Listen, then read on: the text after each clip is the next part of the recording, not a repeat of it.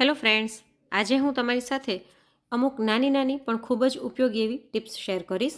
પરંતુ જો તમે ચેનલ પર પહેલી વખત આવતા હોય તો ચેનલને સબસ્ક્રાઈબ જરૂરથી કરી નાખજો. તો ચલો વિડીયોની શરૂઆત કરી દઈએ.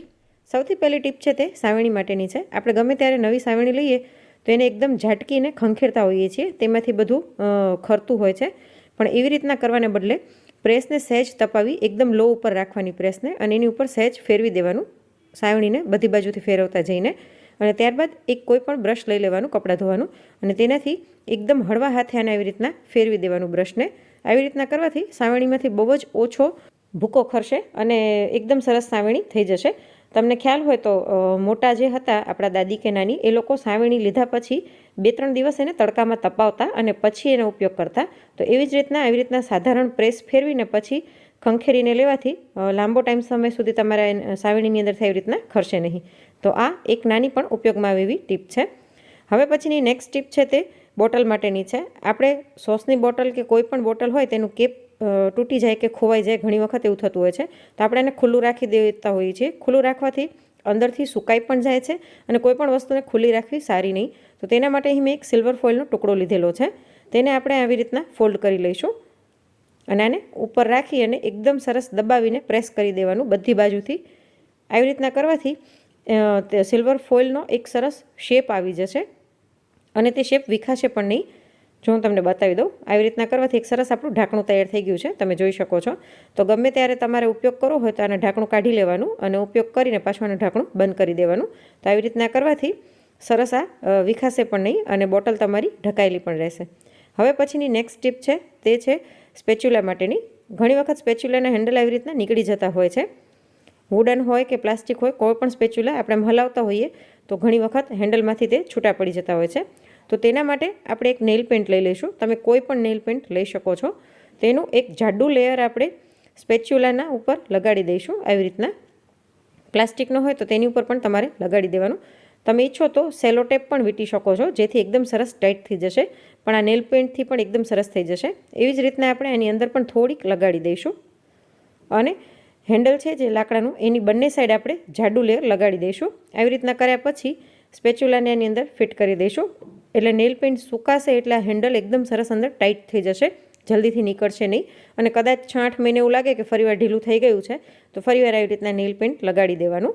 તો એકદમ સરસ ટાઈટ થઈ જશે. અને ઉપર થોડીક નેલ પોલિશ બહાર આવી છે, એને આપણે કપડાથી સાફ કરી દઈશું અને આને સુકાવા દેવાનું. સુકાયા પછી તમે જોશો કે એકદમ સરસ હેન્ડલ ટાઈટ થઈ ગયું છે. તમે આને યુઝ કરશો તો પણ નીકળશે નહીં. તો જો હેન્ડલ કદાચ ઢીલું થઈ ગયું હોય તો આ એક બેસ્ટ ઉપયોગ છે. એવી જ રીતના કોઈ પણ પેન અથવા તો સ્પેચ્યુલાના હેન્ડલ તમે ફિટ કરી શકો છો. હવે પછીની નેક્સ્ટ ટીપ છે તે માસ્ક માટેની છે. આપણે આવી રીતના ડિસ્પોઝેબલ માસ્ક ઘરમાં પડ્યા જ હોય છે, તો એનો ઉપયોગ કરીશું.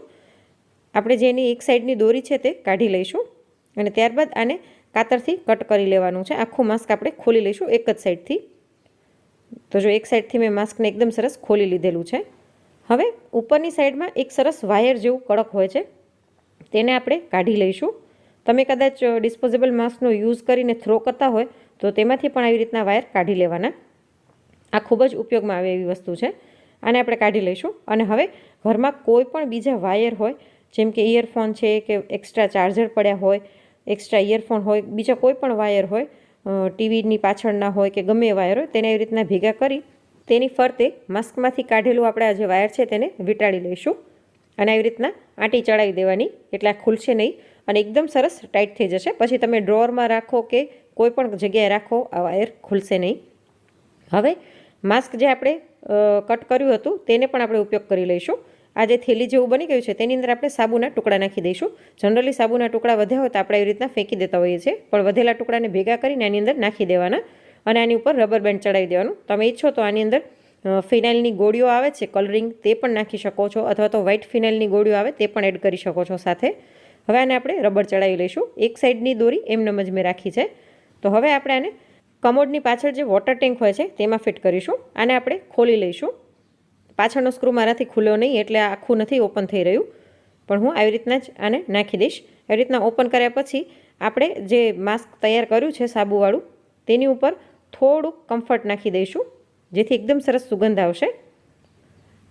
આવી રીતના કર્યા પછી આપણે આ માસ્કને અંદર ટીંગાડી દેવાનું છે.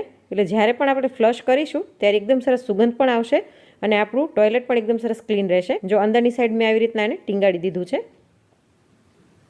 માસ્ક નીચેથી પાણીમાં ડૂબેલું રહે એવી રીતના આપણે આને ટીંગાડી દેવાનું અને હવે આને બંધ કરી દઈશું.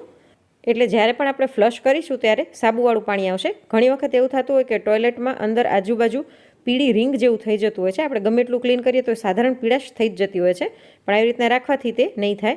હું તમને ફ્લશ કરીને પણ બતાવી દઉં.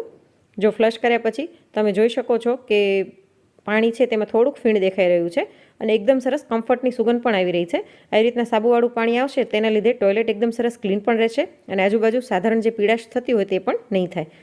હવે પછીની નેક્સ્ટ ટીપ છે તે ઓઇલના બ્રશ માટેની છે. આવી રીતના આપણે સિલિકોન બ્રશ રાખતા હોઈએ છીએ અને તેનો ઉપયોગ આપણે કરતા હોઈએ છીએ, પણ આને વારે વારે તેલમાં બોળ્યા પછી સાફ કરવું થોડુંક અઘરું થઈ જતું હોય છે અને આનો ઉપયોગ આપણે તેલમાં જ કરવાનો હોય છે. તો એના માટે એક બેસ્ટ આપણે ઓપ્શન ગોતી લઈએ. અહીં મેં એક કાચની બોટલ લીધેલી છે. તેનું ઢાંકણું છે તેને આપણે ચાકુથી કટ કરી લઈશું. ઢાંકણા ઉપર ચાકુ રાખીને ઉપરથી દસ્તાથી મારવાનું, એટલે તે આરામથી ચીરો પડી જશે અને પછી જોઈએ એ પ્રમાણે પોળું કરી લેવાનું અને તેની અંદર આપણે આ જે બ્રશ છે તે નાખી દઈશું આવી રીતના નીચેથી. તો એકદમ સરસ આ બોટલ તૈયાર થઈ જશે. આવી બોટલ રેડીમેડ પણ મળતી જ હોય છે, પણ તે બહુ જ મોંઘી આવતી હોય છે. તો આવી રીતના આપણે ઘરે કરી શકીએ છીએ. અને હવે કોઈ પણ એક રબર બેન્ડ લઈ લઈશું. રબર બેન્ડને આની ઉપર ચડાવી દઈશું. આવી રીતના કરવાથી ઢાંકણું છે તે પોતાના જગ્યાએથી હલશે નહીં, બ્રશ એકદમ સ્થિર રહેશે. એવી જ રીતના નીચેની સાઈડ પણ હું બીજું એક રબર છે તે લગાડી દઈશ, જેથી ઢાંકણું હલે નહીં, એની જગ્યાએ એકદમ ફિક્સ થઈ જાય. અને હવે આપણે બોટલની અંદર તેલ ભરી લઈએ. ખાલી બ્રશ ડૂબેલું રહે એટલું જ આપણે તેલ ભરીશું, આખી બોટલ ભરવાની જરૂર નથી. આટલું તેલ ભરીને હવે આપણે આને બંધ કરી દઈશું. અને મેં નીચેની સાઈડ પણ રબર બેન્ડ ભરાવી દીધું છે, પણ હું બતાવતા ભૂલી ગઈ. હું તમને અત્યારે બતાવી દઉં કે જો નીચેની સાઈડ પણ મેં આવી રીતના અહીં રબર લગાડી દીધું છે, જેથી ઢાંકણું હલે નહીં અને બ્રશ છે તે એકદમ સરસ ફિક્સ રહે. તો આ બહુ ઇઝી થઈ જાય છે. જ્યારે પણ આપણે ઉપયોગમાં લેવી હોય ત્યારે લઈ લેવાની અને બંધ કરીને મૂકી દેવાની અને તેલ ઓછું થાય તો તેલ પાછું ભરી લેવાનું. હવે હું તમને ઉપયોગ કરીને પણ બતાવી દઉં. આપણે પરોઠા થેપલા ગમે શેકતા હોઈએ તો આવી રીતના બ્રશમાં તેલ લગાડીને આરામથી આને શેકી શકીએ છીએ અને ફરીવાર આ બ્રશ છે તે બોટલની અંદર મૂકી દેવાનું. તો આને વારે વારે તમારે સાફ કરવાની જરૂર નહીં પડે. આ એકદમ ઇઝી મેથડ છે. હવે પછીની નેક્સ્ટ ટીપ છે. અહીં મેં એક થમ્સઅપની બોટલ લીધી છે, જેને આવી રીતના મેં કટ કરી લીધી છે. નીચેનો પાર્ટ છે તેને આપણે ફેંકશું નહીં, તેનો પણ આગળ ઉપયોગ કરીશું. અને આ જે ઉપરનો કટ કરેલો પાર્ટ છે તે લઈ લઈએ. આપણે કોઈ પણ વસ્તુ લઈ આવતા હોય, દાળ ચોખા કે ગમે, તો થોડુંક બોટલમાં ભરતા કદાચ વધે તો આપણે એમને મૂકી દેતા હોઈએ છીએ. તમે ઈચ્છો તો એની ઉપર રબર બેન્ડ પણ લગાડી જ શકો છો, પણ આ એક ઓપ્શન છે. આવી રીતના આપણે કોથળીના એની અંદરથી નાખી દઈશું. ખાસ કરીને પીજીમાં જે રહેતા હોય અથવા તો હોસ્ટેલમાં રહેતા હોય તે બાળકો માટે આ ખૂબ જ ઉપયોગી છે.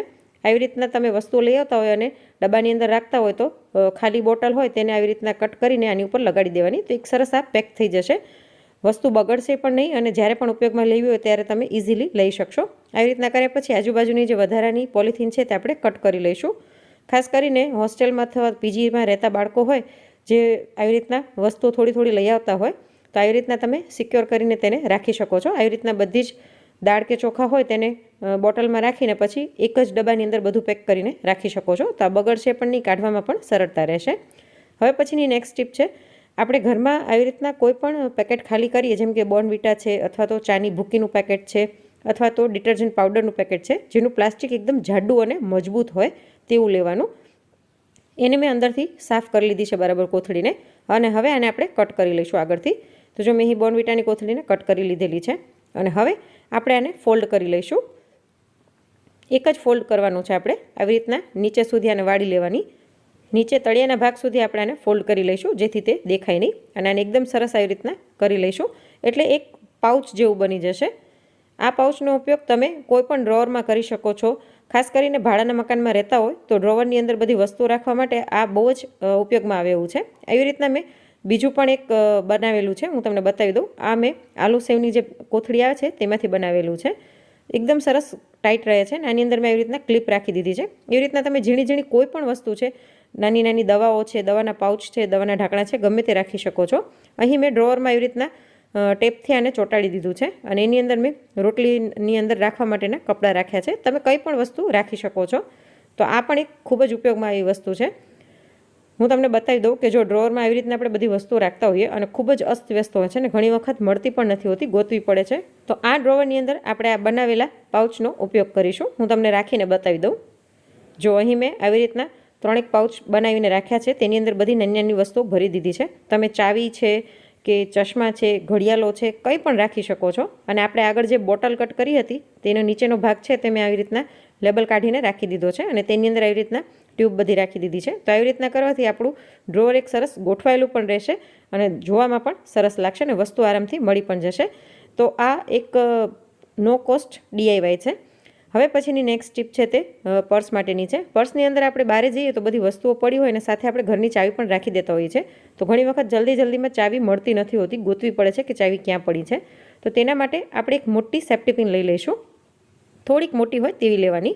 સેફ્ટી પિનને આવી રીતના નાખી દઈશું અને પછી અંદરના ખાનામાં જે ચેન હોય તે ચેનમાં આપણે સેફ્ટી પિન ભરાવી દેવાની છે. અહીં મારે આ ચેન તૂટી ગયેલી છે, છતાં પણ હું આવી રીતના ભરાવીને તમને બતાવું છું. તો આવી રીતના કરીને રાખશો તો ચાવી તમારી ખોવાશે પણ નહીં અને ઇઝીલી જ્યારે પણ ચાવીની જરૂર હશે તો આરામથી મળી જશે. અંદર તમારે પર્સમાં ગોતવી નહીં પડે. હવે કદાચ પર્સમાં અંદરની બાજુ આવી રીતના ચેન ન હોય કે બીજું ખાનું ન હોય તો શું કરવાનું? તો તમે પર્સની અંદર ગમે તે આવી રીતના સેફ્ટી પિન ભરાવીને રાખી શકો છો. આવી રીતના લગાડી દેવાનું એટલે તમારી ચાવી ખોવાશે નહીં અને જ્યારે પણ જરૂર હોય તો ચાવી ઇઝીલી મળી પણ જશે.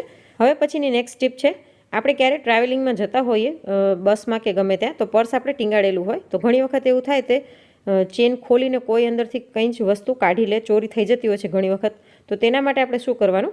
ક્યારે પણ એવી જગ્યાએ જતા હોય ભીડભાડવાળી તો ચેન બંધ કરી દેવાની પર્સની અને ચેનની બાજુમાં આવી રીતના સેફ્ટી પિન આડી ભરાવી દેવાની. આવી રીતના કરવાથી ચેન ખુલશે નહીં અને એકદમ સરસ સિક્યોર થઈ જશે. ક્યારે આપણે ફરવા ગયા હોય, ઘણી વખત એવું થતું હોય છે કે પર્સ આપણે ટીંગાડેલું હોય ને પાછળથી કોઈક ચેન ખોલીને વસ્તુ કાઢી લે, પણ આવી રીતના આડી સેફ્ટી પિન ભરાવીને રાખવાથી ઇઝીલી ચેન ખુલી નહીં શકે અને તમારું પર્સ સિક્યોર થઈ જશે. એક નાનકડું લોક જેવું થઈ જશે. તો આ પણ એક ઉપયોગમાં આવે એવી ટીપ છે. તો આજની આ બધી જ ટીપમાંથી તમને કઈ ટીપ સૌથી વધારે ગમી તે કોમેન્ટ કરીને જરૂરથી જણાવજો. અને જો વિડીયો ગમ્યો હોય તો લાઇક કરીને વધુમાં વધુ શેર પણ કરજો. અને આવા જ અવનવા વિડીયોઝ જોવા માટે ચેનલને સબસ્ક્રાઈબ કરવાનું ના ભૂલશો. Thanks for watching.